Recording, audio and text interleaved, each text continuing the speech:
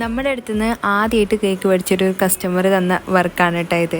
അപ്പം സത്യം പറഞ്ഞാൽ ആ ഒരു കസ്റ്റമർ കൺഫ്യൂസ്ഡ് ആയിരുന്നു. 2-3 കേക്ക്സ് അയച്ചു. പിന്നെ ഞാനും എൻ്റെ കയ്യിലുള്ള കേക്കിൻ്റെ ഫോട്ടോ അയക്കാമെന്ന് പറഞ്ഞപ്പോൾ ഞാനും കുറച്ച് റെഫറൻസ് ഫോട്ടോസൊക്കെ അയച്ചു കൊടുത്തു. പക്ഷേ ആളെ ആകെ കൺഫ്യൂസ്ഡ് ആയി.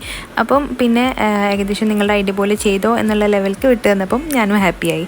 അപ്പം ഞാൻ പറഞ്ഞു വരുന്നത്, നമ്മുടെ അടുത്തുനിന്ന് ആദ്യമായിട്ട് വാങ്ങുന്ന കസ്റ്റമർ ഇതേപോലെ കംപ്ലീറ്റ് നമുക്ക് ഫ്രീഡം തരാമെന്ന് പറയുന്നത് അത് അവരെ സംബന്ധിച്ചിടത്തോളം ഏറ്റവും വലിയ റിസ്ക് ഉള്ള കാര്യമാണ്. കാരണം അവർ ഇതിന് മുമ്പ് ഓർഡർ ചെയ്തിട്ടില്ലല്ലോ. നമ്മുടെ റെഗുലർ കസ്റ്റമർ ആണെങ്കിൽ പിന്നെയും നമുക്കത് വലിയ കുഴപ്പമുണ്ടാവില്ല. അപ്പോൾ ആദ്യമായിട്ട് ഉള്ള കസ്റ്റമർ ആയതുകൊണ്ട് തന്നെ എനിക്ക് കുറച്ച് ടെൻഷനും ഉണ്ടായിരുന്നു, ഈ ഒരു കേക്ക് അവർക്ക് ഇഷ്ടമാവോ ഇല്ലേ എന്നൊക്കെ.